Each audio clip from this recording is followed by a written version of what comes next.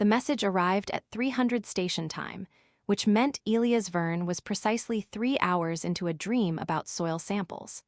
Not exotic alien soil, mind you, just regular Earthside dirt from his childhood garden in Prague. The subconscious had a peculiar sense of humor. His neural implant buzzed insistently against his temporal lobe, dragging him from dreams of tomatoes into the cold reality of his cramped quarters aboard the research vessel Mendel.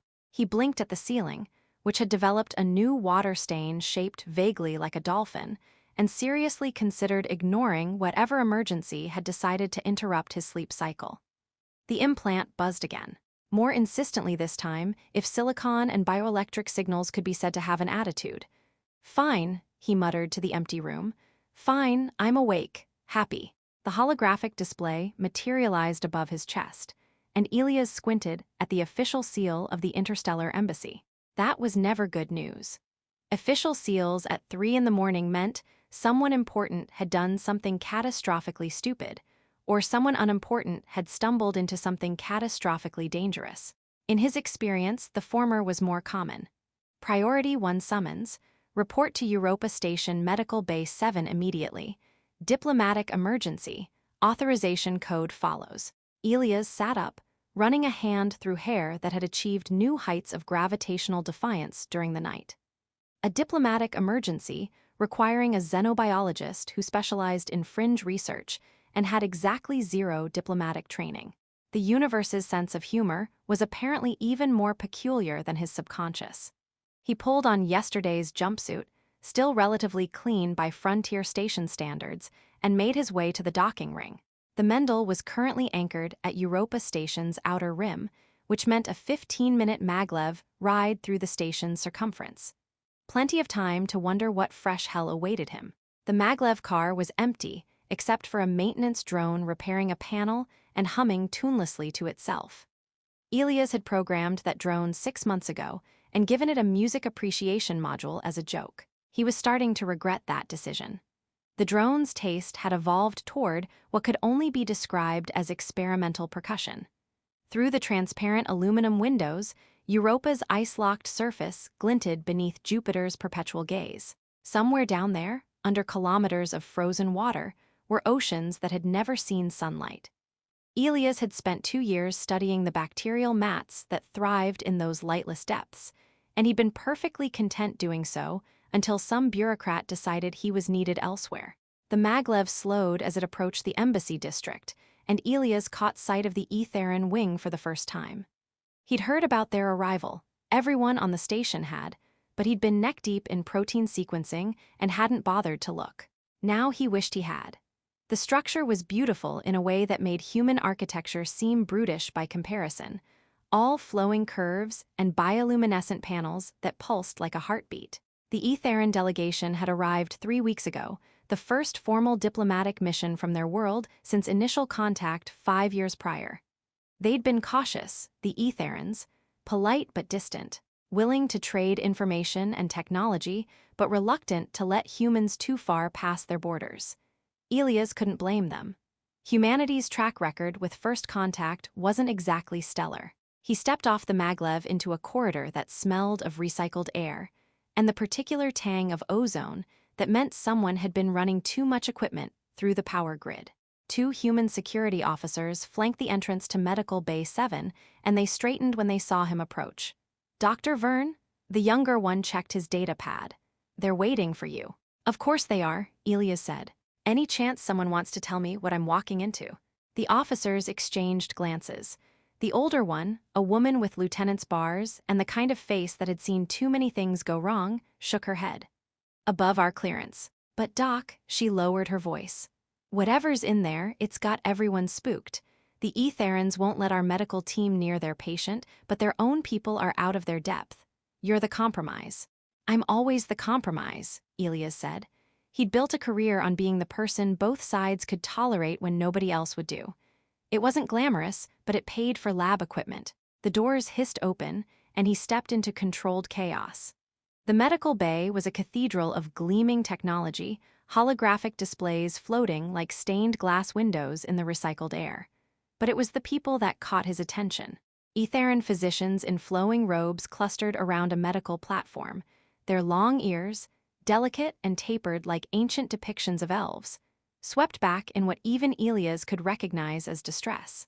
Human doctors stood awkwardly to the side, clearly wanting to help but held back by protocol or pride or both. And on the platform, barely visible through the press of bodies, lay a figure whose shallow, struggling breaths seemed to fill the entire room with dread. Elias had seen panic before. He'd watched a research team lose atmosphere in a habitat on Titan, had talked a colleague through a toxin exposure while his own hands shook, had once performed emergency surgery on himself with a mirror and local anesthetic that hadn't quite taken. Panic, in his experience, had a particular smell, sharp and acidic, like metal dissolving in acid. This room reeked of it. "Right," he said loudly enough to cut through the anxious murmuring.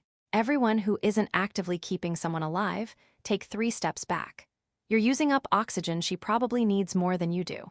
The Aetharan physicians turned to stare at him, with expressions that ranged from outrage to desperate hope. Their eyes were silver, he noticed, catching light like mirrors. Unnerving until you got used to it, which he suspected took longer than the 30 seconds he currently had. One of them, a tall male whose ears were adorned with intricate silver threading, drew himself up to his full height. "You presume much, human. Do you even know what you're looking at?" "A patient in distress," Elias said, moving toward the platform despite the wall of robed bodies blocking his path. "And a room full of people too proud or too scared to admit they need help. Now move, or I'll assume you want her to die just to prove a point about professional jurisdiction." The human medical team winced collectively. The lieutenant outside had been right, everyone was spooked. But the Aetharan physician, after a moment that stretched like taffy, stepped aside. Elias got his first clear look at the patient and felt something cold slide down his spine. She was young, probably early 20s in human equivalent years, with dark hair that spilled across the medical platform like ink in water. Her skin had a luminescence to it, a subtle glow that he'd read about in the preliminary xenobiology reports but hadn't quite believed until now. Her ears were longer than the physicians around her, more delicate, and they lay flat against her skull in a way that even his limited understanding suggested was very wrong. But it was her breathing that caught his attention. Shallow, arrhythmic, with a wet quality that spoke of fluid where there shouldn't be any. Her chest rose and fell in patterns that made no biological sense, as if her body couldn't decide what breathing was supposed to accomplish. "How long has she been like this?" he asked, pulling up the medical platform's holographic interface. The readings were a mess of Aetharan symbology mixed with standard medical notation, a compromise system that satisfied no one and confused everyone. 6 hours, one of the younger Aetharan physicians answered. She looked barely older than the patient, and her voice shook. "She collapsed during the diplomatic reception. We thought perhaps your food, your atmosphere." "Not helping," Elias interrupted, fingers flying across the interface as he tried to make sense of the biometric data. "I need her baseline physiology, not speculation. And someone tell me why your people haven't used your own medical technology." Silence, the kind that meant he'd stepped on something political. "Fantastic," he muttered. "Let me guess. Your scanning equipment would reveal things about your biology that you don't want humans to know. Our scanning equipment isn't compatible with your physiology. And now we're all standing here watching her suffocate because of bureaucratic nonsense." The tall physician with the silver-threaded ears made a sound that might have been agreement or might have been a curse. Hard to tell with the translator delay. Elias turned to the human medical team. "Anyone here worked with non-standard protein structures? Anything exotic?" A young doctor raised her hand tentatively. "I did my residency on the Jovian moons. Worked with some of the extremophile colonists who'd adapted to low-pressure environments." "Close enough. Get me a quantum resonance scanner. Not the standard medical one, I need the geological survey model from the research wing." She blinked. "That's for analyzing rock formations. It's for analyzing molecular bonds without destroying them, which is what we need right now. Go. Run. Bring it back before I have to explain to the Interstellar Council why their newest diplomatic relationship died on a medical table." She went, moving fast enough that her footsteps echoed off the walls. Elias leaned over the patient, studying her face. She was beautiful in the way that made you forget to breathe yourself, which was probably not helpful given the circumstances. More importantly, there was something nagging at him, some detail his mind kept trying to surface but couldn't quite reach. "What's her name?" he asked. Another pause. The Aetharans exchanged glances, and Elias felt his patience wearing thinner than the station's recycled air.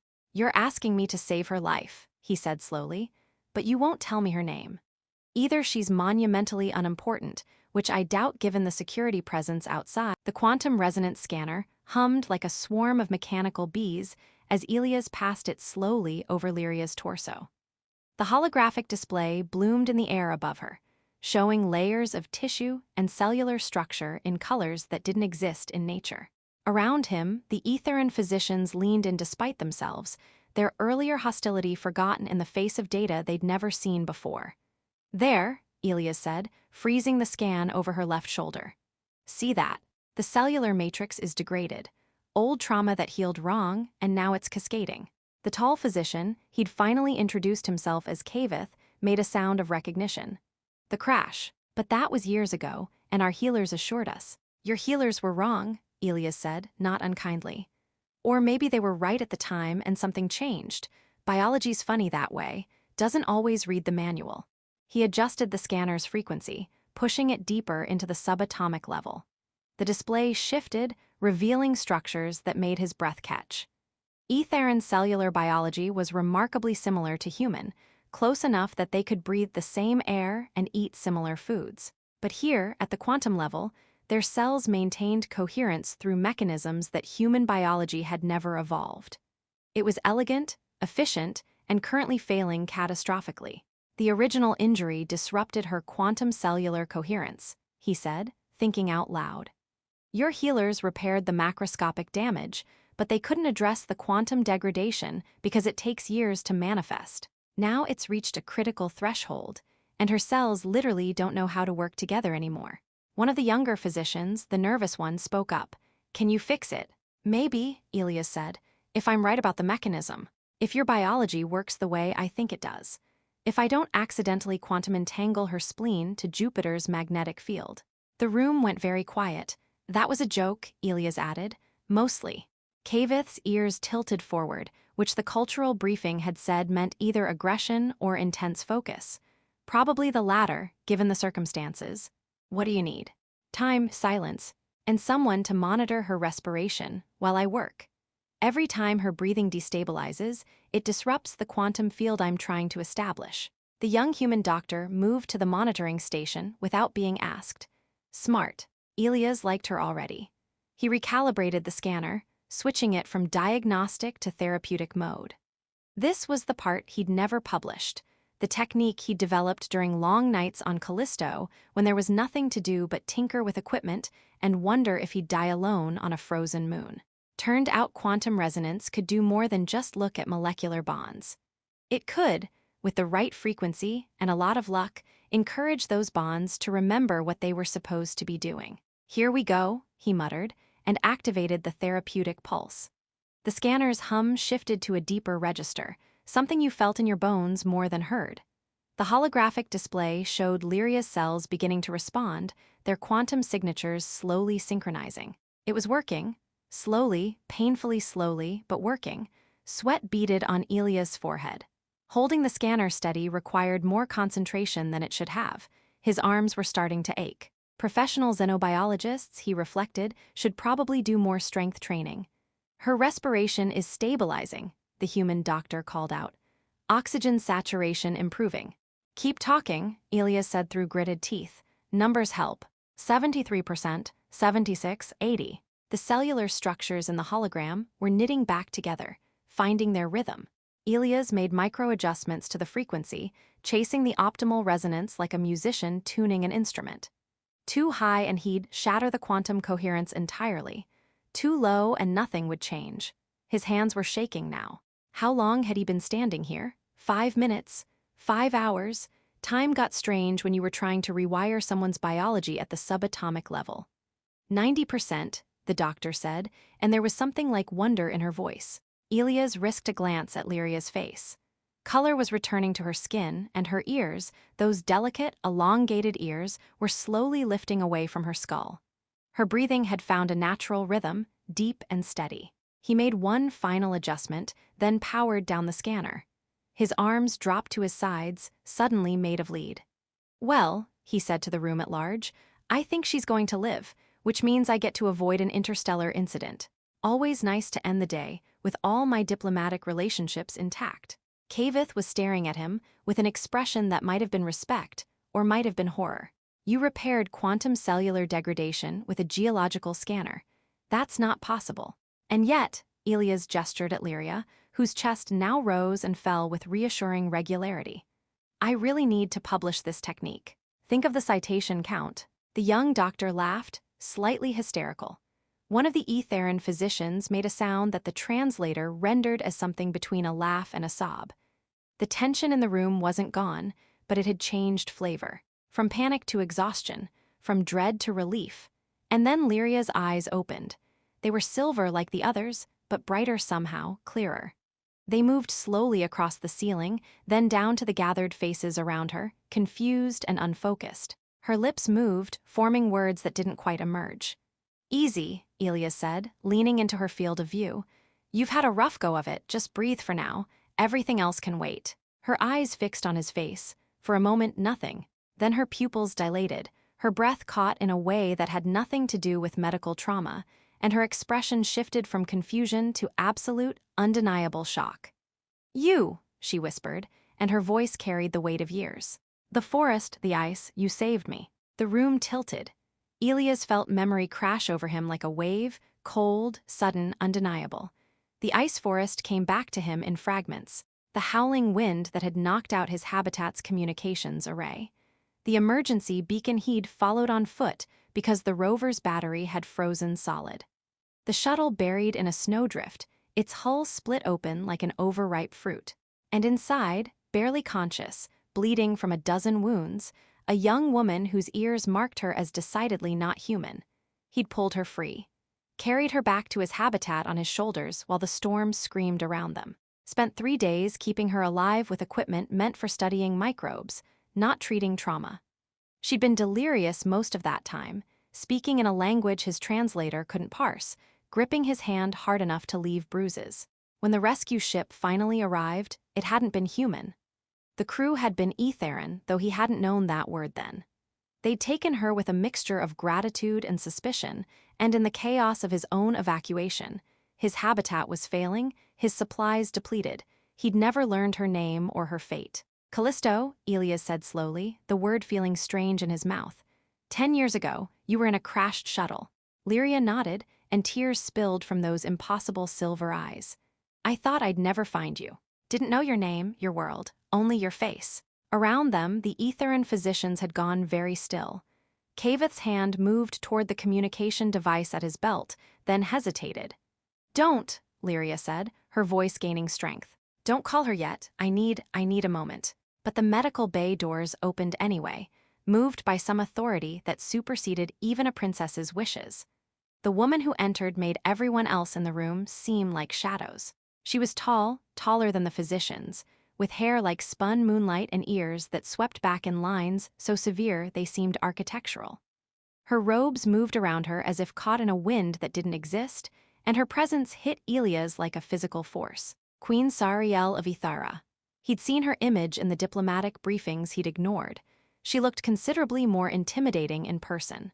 Her silver eyes swept the room, cataloging everything in an instant, then fixed on her daughter.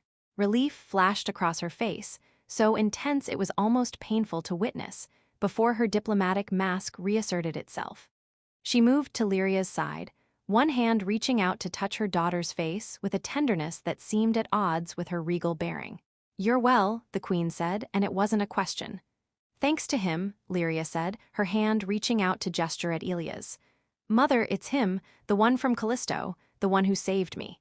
The queen's gaze shifted to Elias, and he had the distinct impression of being dissected by someone with far too much practice at it. Her expression cycled through emotions too quickly for him to track: shock, disbelief, calculation, something that might have been grief. Explain, she said, and somehow made the single word contain both command and plea. So Elias did. He told the story plainly, without embellishment, the way he'd write it in a research report. Found crashed shuttle. Administered basic medical care. Maintained patient stability until proper rescue arrived. Never filed a formal report because he'd been evacuated immediately after, and frankly assumed she was from some isolated human colony with genetic modifications. I didn't know she was royalty, he finished. Didn't know she was Aetharan. If I'd known, I probably would have been too intimidated to do anything useful, so it's probably better that I didn't. The Queen stared at him for a long moment. Then, to everyone's shock, including his own, she laughed. It was a sound like bells, bright and unexpected in the sterile medical bay. Too intimidated, she repeated. You repaired quantum cellular degradation with mining equipment, but royalty would have intimidated you. Royalty doesn't come with a user manual, Elias said. Quantum mechanics does, makes it easier. The Queen's expression softened, and she did something that made every Aetharan in the room gasp. She bowed. Not a small diplomatic nod, but a full formal bow, the kind that meant something in their culture. You saved my daughter's life twice, she said when she straightened. Once on Callisto, once today. My people have a concept called cathara, life debt. It means I owe you something that cannot be fully repaid. You don't owe me anything, Elias said, uncomfortable with the weight in her voice. I did what anyone would do. But they didn't, Lyria said softly. No one else came, you did. Cavith spoke up, his voice careful. Your Majesty, if I may, the human's technique, the quantum resonance therapy. It could revolutionize how we treat old traumas. With permission, we should study it together. The Queen looked at Elias, and there was something new in her eyes now. Something that looked almost like trust. Would you be willing to share your research, Dr. Verne? I'd be willing to publish it, Elias said. That's what research is for. Though I have to admit, I mostly developed it because I was bored and alone on a frozen moon with too much equipment and not enough hobbies. Boredom, the Queen said, and that bell-like laugh came again. You revolutionized xenomedicine out of boredom. Put like that, it sounds less impressive than it felt at the time. The tension in the room had transformed into something else entirely. Not